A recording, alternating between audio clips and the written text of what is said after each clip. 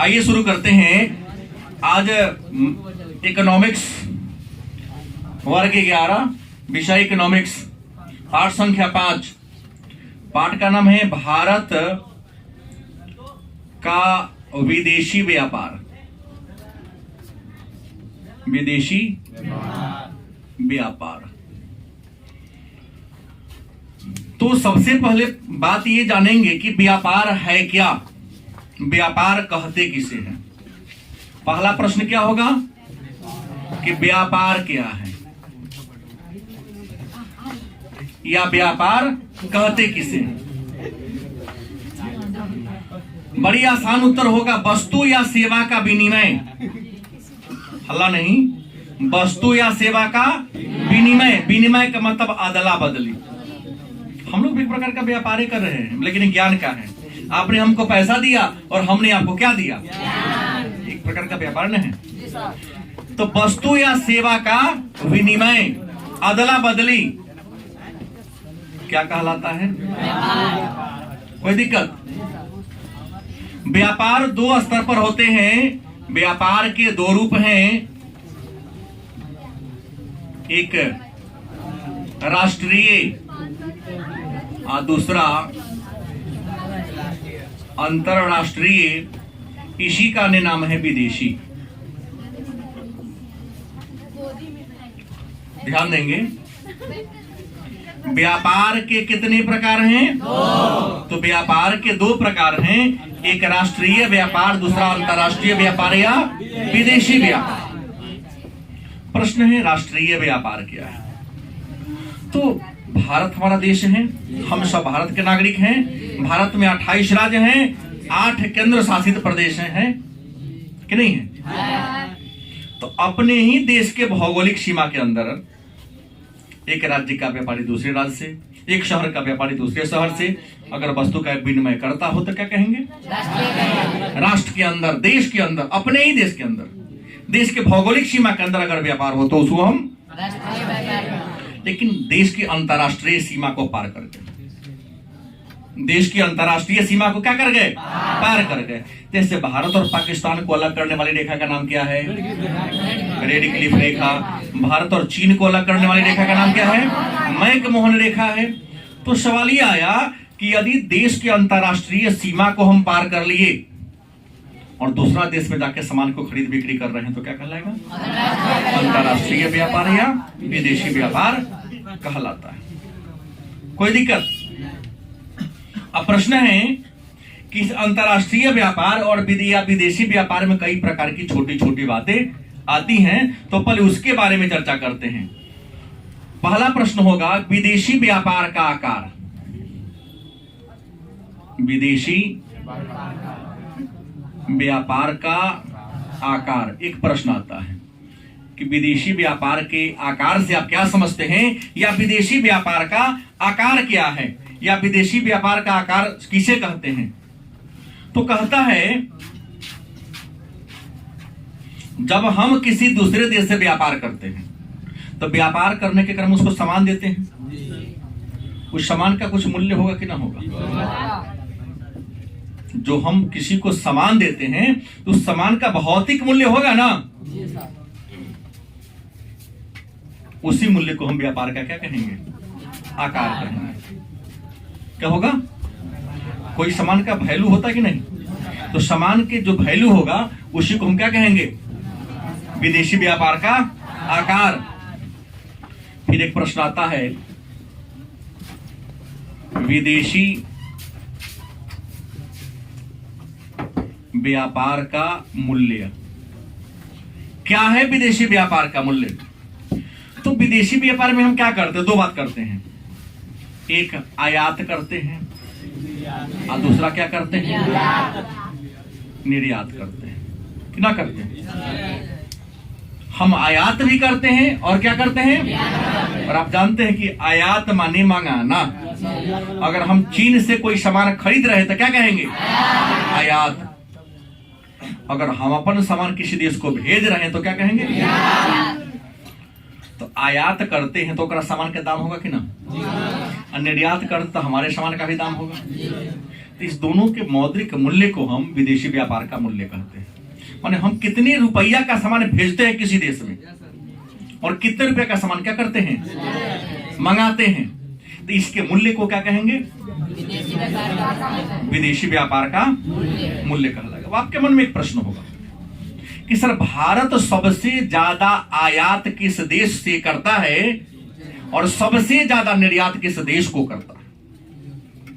ऐसे मैं आपको बता दूं, भारत विश्व के 110 देशों के साथ व्यापार करता है।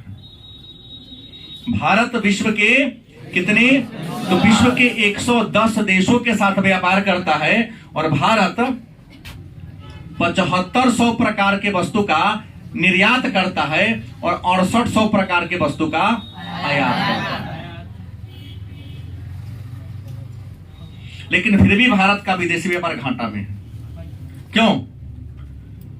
हम दूसरे देश में कितने प्रकार के वस्तु को निर्यात करते हैं और मंगाते कितना है, 6800 प्रकार के वस्तु अलग अलग देशों से खरीदते हैं और 7500 प्रकार के वस्तु को हम बेचते हैं। लेकिन फिर भी मेरा विदेशी व्यापार का मूल्य क्या होता है, घाटे में रहता है। इसके पीछे रीजन क्या है, इसके पीछे वजह क्या है? तो इसके पीछे वजह यह है कि हमारा जो सामान है उसका मूल्य कम है और उसके सामान का मूल्य क्या है, ज्यादा है। हम ज्यादा बेचकर भी कम पैसा कमाते हैं और कम बेचकर भी ज्यादा पैसा कमाता है, क्योंकि उसकी वस्तु हमसे ज्यादा गुणवत्तापूर्ण है और हमारी जो वस्तु है उसके सामने थोड़ा गुणवत्ता क्या है, कम है। काबिलियत हमारी थोड़ी सी क्या है, कोई दिक्कत। अब आपको बता दें कि जब हम आजाद हुए थे, हम सब हर साल का डाटा तो नहीं बताऊंगा, लेकिन कुछ शुरुआत वाला बता रहा हूं, वर्तमान वाला बता रहा हूं कि अगर 1950 और 1951 की बात कर ले, 1950-51 की बात कर ले, तो यहां होगा आयात, निर्यात, फिर होगा संतुलन। आयात और निर्यात के अंतर को व्यापार संतुलन कहते हैं, पढ़ाया गया हो क्लास 10 में। तो 1950-51 में भारत कितना करोड़ रुपया का सामान आयात करता था, तो 1950-51 में 608 करोड़ रुपया का सामान भारत क्या करता था, माने अलग अलग देशों से खरीदता था हर साल। 600 माने 6 अरब 8 करोड़ रुपया, 600 करोड़ प्लस 8 करोड़ का बहुत पैसा हो गया। आयात करता था। निर्यात कितना का करता था, तो भारत निर्यात करता था 606 करोड़ का। मतलब घाटा में कितना चल रहा है उस समय, आजादी के समय मात्र हमारा विदेशी व्यापार 2 करोड़ ही रुपया घाटा में था। लेकिन हम बात कर रहा हूं आपको वर्तमान 17-18 का रिकॉर्ड ले लूं या 18 का लेटेस्ट ले चलो, 2020-2021 की बात करें, अभी का रिकॉर्ड अगर लिया जाए तो भारत आयात कितना का करता है, तो 30,016 30,01,016 करोड़ रुपया का, 30,000 करोड़, फिर 1,000 करोड़ और फिर 16 करोड़ का क्या करता है, खरीदते हैं। लेकिन बेचते कितना का है, तो 19,541,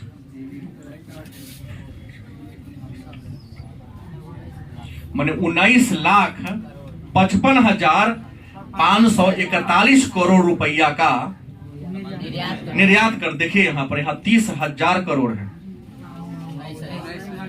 सॉरी 30 लाख करोड़ है, यहाँ 19 लाख करोड़ है।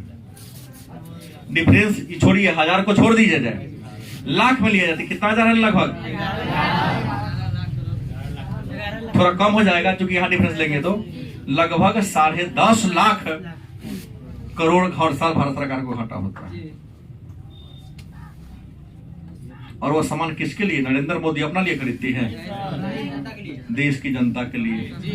फिर भी बड़े बड़े पढ़े लिखे लोग कहते हैं कि भाजपा सरकारें गलत है, इसको महंगाई बढ़ा दिया। तो किसको लाएंगे जो फ्री में सामान खिलाएगा? हम लोग चुन लेंगे उसको। बोलने वाले से पूछ लीजिएगा, अगली सरकार कोई ऐसा व्यक्ति हो तो 2 रुपए किलो पेट्रोल दिवा दे हमको। नहीं, बिना कमेले घर में बैठा के खिला दे, हम उसको देने को क्या है, तैयार है। लेकिन गारंटी जो दिवाएगा, गारंटी उसको लेना पड़ेगा। नहीं, मैं देखता हूं क्रिकेट में खिलाड़ी कहीं ना कहीं देश के 35 करोड़ में 11 को टॉप है, तब उसको चुन के भेजा गया है। जो दर्शक होते हैं ऐसे नहीं बैठ भाजा, ये किया क्या खेलेगा अगर याद देता है, अरे चुट्टा तुमसे ज्यादा बेटर खेलता है, वो पिच पर बैठा हुआ है, तुम किसी काम के लायक नहीं, जिसे तुम देख रहे हो। सही बोला हूं? तुम किसी काम के लायक नहीं हो, इसलिए फील्ड में बैठकर कमेंट्री कर रहे हो, देख रहे हो, उस पर टिक्का टिप्पणी कर रहे हो। क्योंकि अच्छे बड़े लोग पास टाइम का है कि टिक्का टिप्पणी करेगा, वो तो व्यस्त रहते हैं। गलती बोल दिया, बात तो सही बोले, लेकिन आप लोगों को समझ में, क्रिकेट के दिन मैच क्लास छोड़ देते हैं। कहीं ना कहीं 1 करोड़ में वो चुनाया है, तो हम सबसे बहुत आगे का चीज है वो। क्या तुम क्यों नहीं गए? क्योंकि तुम काबिल नहीं थे, वो काबिल था इसलिए चुना के गया।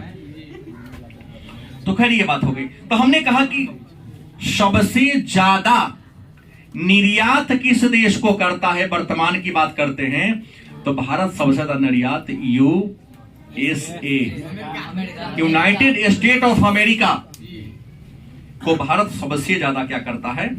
निर्यात करता है। और सबसे ज्यादा आयात किस देश से भारत करता है? तो अगर आयात की बात करें तो सीधा होगा चीन। चाइना से लगभग 48,000 करोड़ का कारोबार है इंडिया का उसके साथ। हर साल बहुत ज्यादा हो गया। केवल चीन का उदाहरण मैं दिया, पूरे विश्व का लेंगे तो इतना मैं डाटा दे दिया आपको। इतना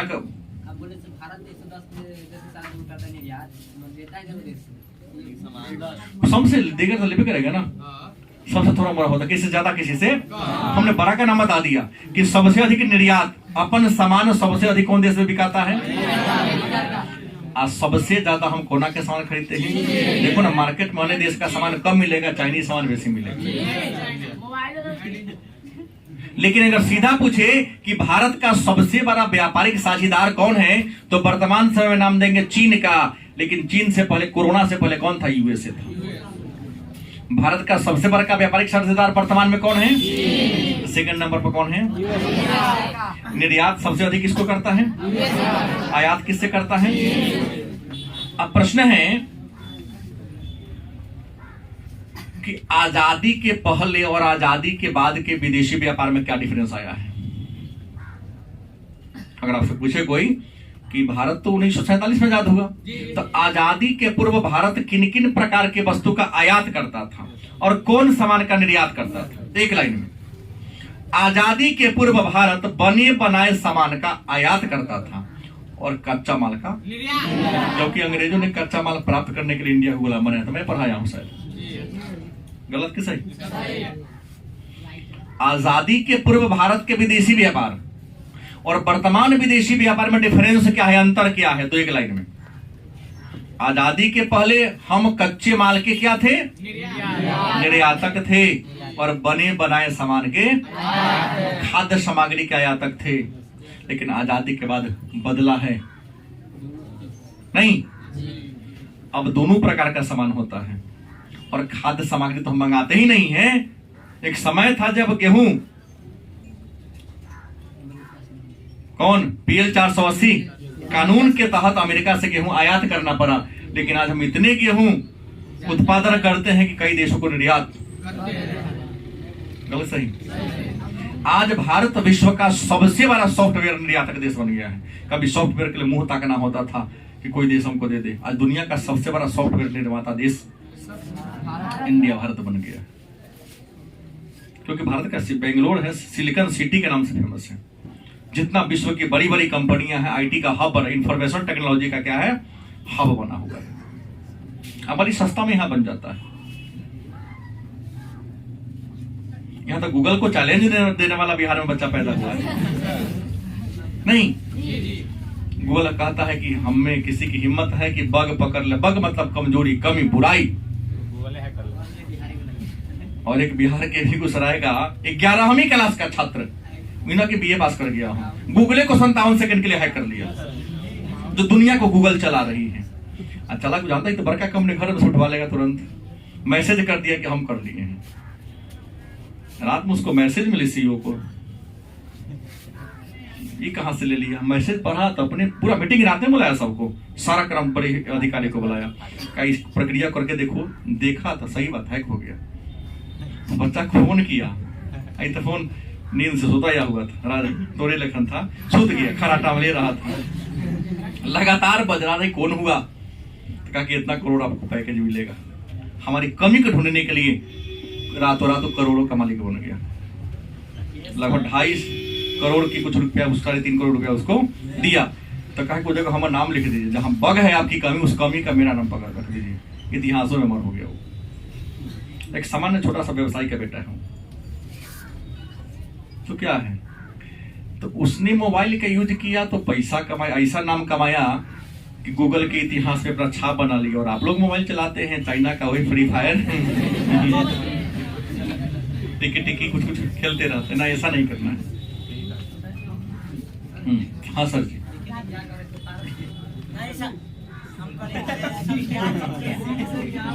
टेस्ट श्री चलता है, वो तो रस बुझा तो अगला साल, अभी ना ऊपर बुद्धि लगाओ।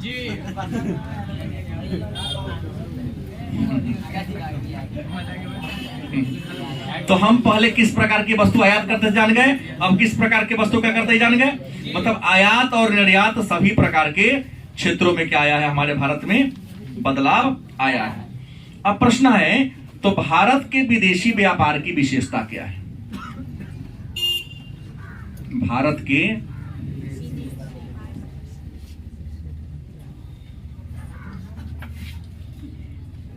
व्यापार की विशेषता, हम विदेशों से व्यापार करते हैं तो कुछ ना कुछ तो खासियत होगी। तो विदेशी व्यापार की पहली विशेषता यह है कि भारत का विदेशी व्यापार बहुत तेज गति से बढ़ रही है। उदाहरण में एक ही से ले सकता हूं, सब तो नहीं दे सकूंगा, कि प्रारंभ में मात्र 6 से 8 करोड़ रुपया का था, आज 30 लाख करोड़ से ऊपर चला गया। इसका मतलब यह हुआ कि भारत का विदेशी व्यापार हमेशा बढ़ता ही जा रहा है। दूसरा विशेषता है,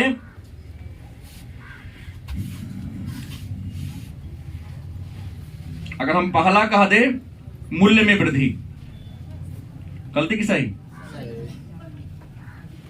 तो दूसरी विशेषता आयात में वृद्धि। हमारी आबादी इतनी ज्यादा है कि हम दिन प्रतिदिन अधिक से अधिक सामान का, वस्तु का आयात करते जा रहे हैं, क्योंकि जितना हमारे आबादी का डिमांड है उतना हम निर्माण नहीं कर पा रहे हैं। गलत की सही? तो आयात व्यापार बढ़ा है।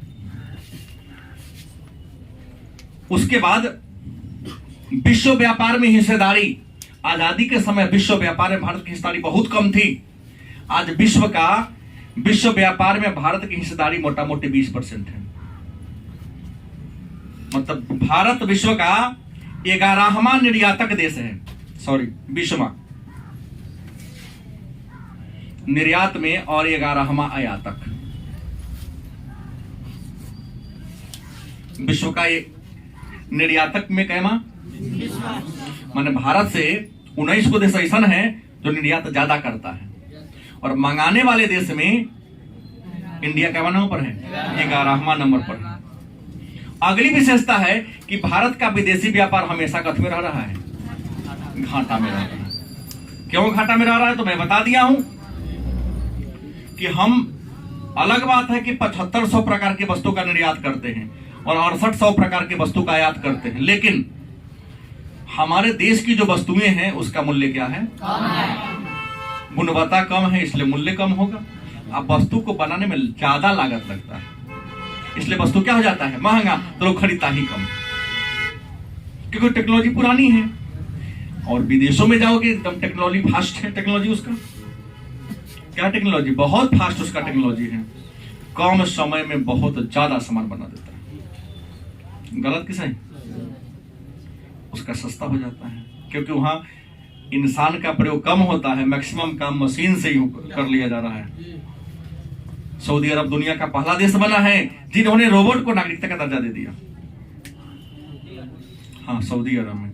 अब वहां पर क्या होगा, होटल में बैरा का काम इंसान नहीं करेगा, रोबोट करेगा।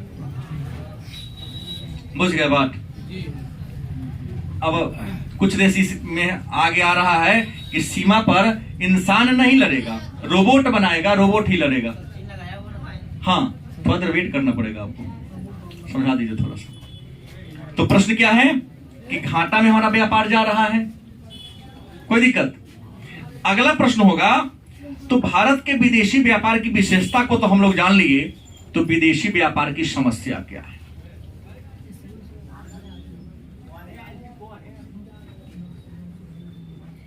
विदेशी व्यापार की समस्या क्या है?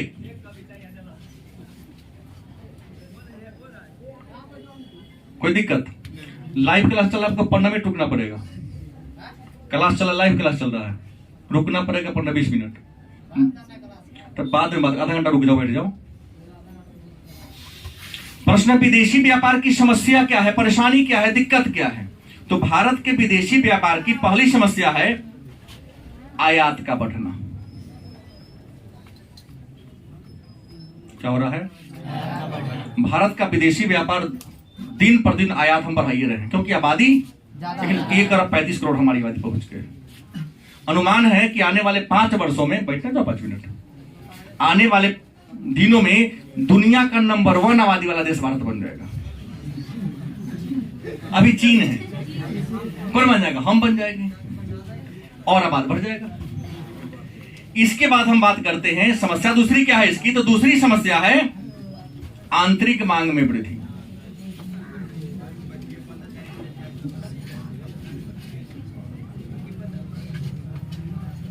भारत का जो आंतरिक डिमांड है वस्तु का, देश के अंदर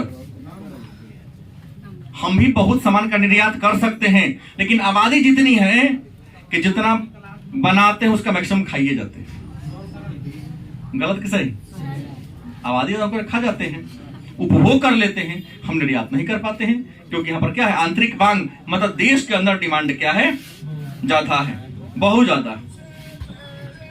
अगली समस्या है बढ़ती कीमत। अगली समस्या क्या है? बढ़ती हुई कीमत। बढ़ती कीमत मतलब क्या है कि हमने पहले कहा कि भारत का टेक्नोलॉजी क्या है, पुराना है। टेक्नोलॉजी क्या है? और टेक्नोलॉजी पुराना होगा तो जो वस्तु बनाते हैं, वस्तु को बनाने में लागत, जब लागत ज्यादा होगा तो दाम क्या कम होगा? नहीं, लागत ज्यादा होगा तो दाम भी क्या होगा? ज्यादा होगा। और इंसान सस्ता सामान खरीदना चाहता, हम हो चाहे आप हो। जब बाजार में उसी प्रकार का वस्तु सस्ता मिलेगा तो कोई भी महंगा सामान खरीदेगा? नहीं खरीदेगा। आज कीमत बढ़ रही है, भी एक समस्या है। इसके अलावा समस्या क्या है? घाटे का व्यापार। भारत हर साल मोटा मोटी लगभग, हमने कह दिया ना कि लगभग हर साल 30,000 करोड़, 30 लाख करोड़, सॉरी 10 लाख ना, घटा दो तो 10 लाख करोड़ हर साल भारत सरकार का व्यापार, विदेशी व्यापार घाटा में जा रही है। ये भी समस्या है, घाटे का व्यापार नहीं होना चाहिए क्योंकि हर साल 10 लाख रुपया, 10 लाख करोड़ हम पर चढ़ ही रहा है ना। आज न कल तो सधाना पड़ेगा, चाहे विदेशी मुद्रा कोष से देख के सधाए, चाहे उतना सोना देख के सधाना तो पड़ेगा। लेकिन जिस दिन पूरा सोना देख के सधाएंगे तो देश दिवालिया के काल पर पहुंच जाएगा, बहुत ज्यादा है राशि। अगली समस्या है बढ़ता ऋण भार। भारत सरकार काम को करने के लिए अलग अलग देशों से ऋण ले रही, कर्ज ले रही है, और ऋण का बोझ इंडिया पर हर साल धीरे धीरे क्या हो रहा है? मोटा मोटी हर जन्म लेने वाला इंसान पर 25-30 रुपए कर्जा है ये इंडिया में। और फिर भी आप कहते हैं कि देश में सरकार महंगाई कर रही है, तो सस्ता होगा तब पर और ऋण बढ़ेगा। 25,000 का बदला कितना हो जाएगा? 50,000 हो जाएगा। क्योंकि ऋण बढ़ने के पीछे रीजन क्या है? खैरात में खाना। क्या खाना है? खैरात सरकार खिलाती है आपको, तो सरकार अपना घर से पैसा तो नहीं देगी, क्योंकि सरकार तो जनता है लोकतंत्र में, हमारे द्वारा चुना गया प्रतिनिधि हम प्रशासन चलाती है। तब हमारे लिए सामान खरीदेगी, 100 में खरीदेगी, 25 में बेचेगी, तो 75 रुपया जो घाटा हो रहा है, वो घाटा का भरपाई आज ना कल कौन करेगा? हम ही को करना पड़ेगा ना। यही नहीं पोजीशन था श्रीलंका में जो संकट आ गया, राष्ट्रपति देश छोड़ के भाग गया, जनता लोग लगा रोरा उरा चलाने। अरे अभी 4 महीना 5 महीना पहले की कहानी है, श्रीलंका संकट फरवरी में जो आई थी, क्योंकि उसके पास विदेशी मुद्रा भंडार मात्र $2 ही रह गया है, उससे अधिक नहीं था।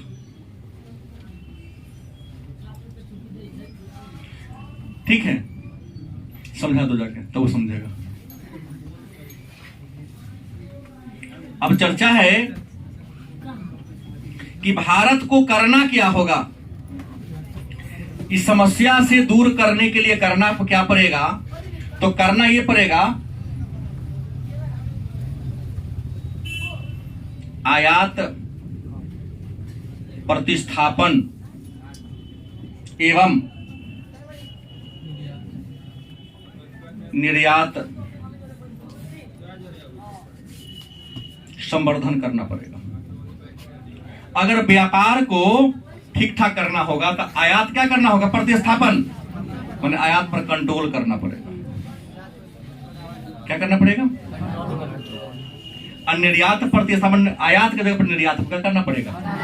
बढ़ाना पड़ेगा आपको। कोई दिक्कत? क्योंकि ऐसा करके ही विदेशी व्यापार की समस्या से हम क्या कर सकते हैं? मुक्ति पा सकते हैं। अब सवाल है,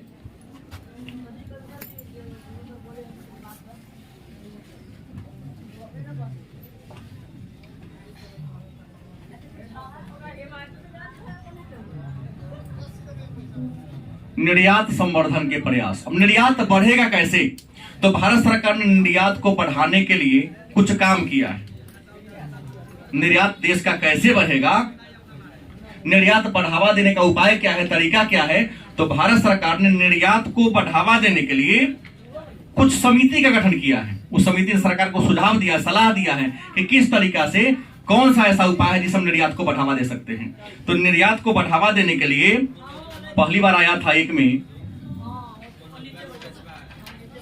डिसूजा समिति। क्या है? डिसूजा समिति 1957 में आया था। निर्यात कैसे बढ़ेगा सलाह दिया था डिसूजा समिति। दूसरा आया था मुदालियार समिति।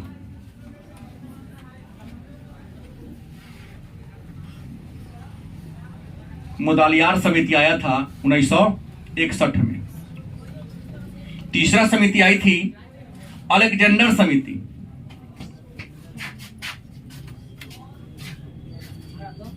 अलेक्जेंडर समिति आई थी 1977 में। चौथी समिति आई थी टंडन समिति। कौन समिति आई थी? टंडन समिति। और टंडन समिति आई थी 1980 में। मतलब भारत का निर्यात कैसे बढ़ेगा, निर्यात को बढ़ाने के लिए हमें क्या करना होगा? तो भारत सरकार ने निर्यात को बढ़ावा देने के लिए कुछ समिति को बनाया। उसमें सबसे पहले डिसूजा समिति 1900, मुदालियार समिति 1961, अलेक्जेंडर समिति 1977, टंडन समिति 1980। इन्होंने कहा, सरकार को सलाह दिया, यदि निर्यात को बढ़ाना होगा तो हमें कुछ संगठन की स्थापना करनी होगी। क्या? क्योंकि कोई काम संगठन के माध्यम से आसानी से हो जाता है, लेकिन अगर संगठन ना हो, अकेला व्यक्ति करेगा तो काम करने में क्या होती है? परेशानी होगी। तो इन सभी समितियों ने कहा कि व्यापार के विकास का सुझाव क्या दिया? तो सुझाव दिया था नंबर 1 में संगठन की स्थापना करनी होगी। क्या बनाना पड़ेगा? संगठन बनाना पड़ेगा। क्योंकि संगठन बनाइएगा तब आपका प्रयास सफल होगा। बिना संगठन के आप काम कीजिएगा तो सफलता नहीं मिलेगी। तो इन समितियों की सिफारिश पर भारत सरकार ने कई समिति का निर्माण किया। जैसे विदेशी व्यापार संस्थान नंबर 1 में आया था, विदेशी व्यापार संस्थान। दूसरा आयात निर्यात सलाहकार। तीसरा समिति आया था राजकीय व्यापार निगम,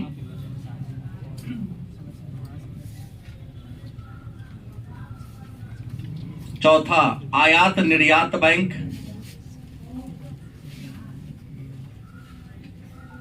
कई समितियां थी जिसका गठन किया गया। इन सारे समिति के गठन करने का उद्देश्य क्या था कि विदेशी व्यापार बढ़ेगा कैसे। तो आयात निर्यात बैंक की स्थापना की गई थी आपको 1982 में। इसका उद्देश्य क्या था कि किस तरह इसी तरीके से भारत के निर्यात को, माने सामान दूसरा देश में क्या करे, ज्यादा बेचे। तो सामान दूसरा देश में तब ना ज्यादा बिकेगा जब हमको वस्तु को बनाने में लागत कम करना होगा। या सरकार, जैसे मान लो सीमा शुल्क होता है, जैसे ये भारत है, ये मेरा कौन है, इंडिया, और इधर पाक, ये दोनों देश के बीच क्या है, सीमा है।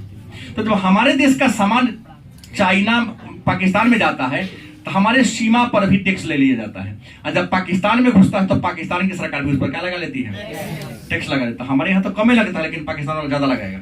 ज्यादा लगाएगा तो दाम बढ़ जाएगा, पाकिस्तान में क्या होगा, ना बिकाएगा। सलाह दिया सभी सब कि अगर बढ़ावा करना है तो भले ही यहाँ जो आप टैक्स ले लीजिए, लेकिन सीमा शुल्क आपको हटाना पड़ेगा। और सरकार को आमदनी बहुत होता है सीमा शुल्क से, क्योंकि जैसे हमारे देश का सामान यहाँ पर जाएगा तो यहाँ जो टैक्स लेते हैं कम कर दीजिए, फ्री कर दीजिए, क्योंकि जैसे फ्री कीजिएगा तो यहाँ जाएगा, वहां टैक्स लगाएगा। ये टैक्स तो बचा हुआ है तो सामान का दाम क्या हो जाएगा। टैक्स अगर सामान पर न लगे तो सामान का दाम क्या हो जाएगा। जैसे आप में से किसी के भैया पापा रिश्तेदार में आर्मी में है, फौज में है, 2 गो हाथ उठाया, 3 गो दोनों है, पूछना उन लोगों को कार्ड मिला होगा, है दरभंगा में भी है, मुजफ्फरपुर में उसका एक अपना दुकान है, उस कार्डे पर सामान खरीद सकते हो। वहां जाओगे ना तो सामान बहुत कम दाम में, सरकार बिना टैक्स का सामान, अधिया तो नहीं, थोड़ा सा ज्यादा पर रहता है। अगर मार्केट में जो सामान आपको 100 में मिल रहा है वहां निश्चित तौर पर 60-65 में मिल जाता है। कैंटीन जिसको कहते हो, गलत कि सही? क्यों सस्ता वहां है? क्योंकि कंपनी से आता है सीधे, वहां पर टैक्स वाला बीच का लफड़ा क्या है, खत्म है। गलत सही? और सामान बड़ी उम्दा किस्म का वहां पर अच्छी क्वालिटी का सामान क्या होता है, मिलता है। तो इन सारे संस्थानों ने कहा इस संस्था की स्थापना करके आप कर सकते हैं और यही काम करना। दूसरा बात कहा, एक चीज करना क्या होगा, निर्यात प्रसंस्करण केंद्र।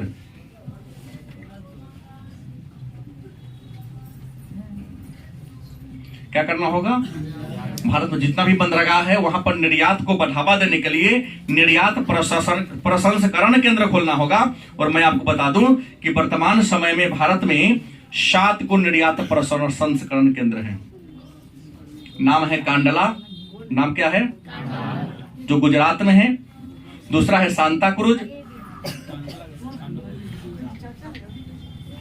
मुंबई में है। फाहटा पश्चिम बंगाल में है। नोएडा उत्तर प्रदेश में है। और कोच्चि केरल में है।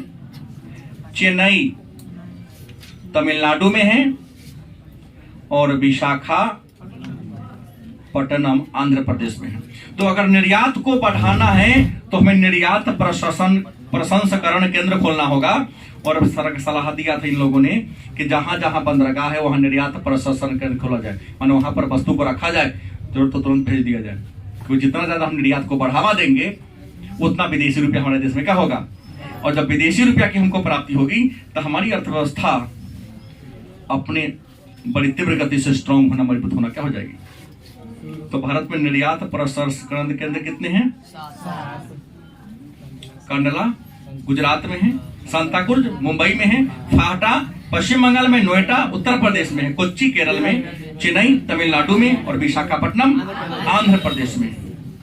और चीनी मॉडल का अनुकरण करते हुए सरकार ने SEZ एक्सक्लूसिव इकोनॉमिक जोन की स्थापना कर दिया है 1 अप्रैल 2000 ईस्वी को, चीनी मॉडल पर।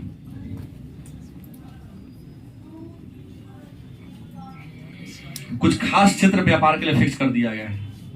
इस चीज ने फिक्स कर दिया कि यह क्षेत्र व्यापार के लिए फेमस होगा और इस प्रकार की वस्तु यहाँ पर क्या होगी, बनेगी। और इसके अलावे लाइसेंस प्रणाली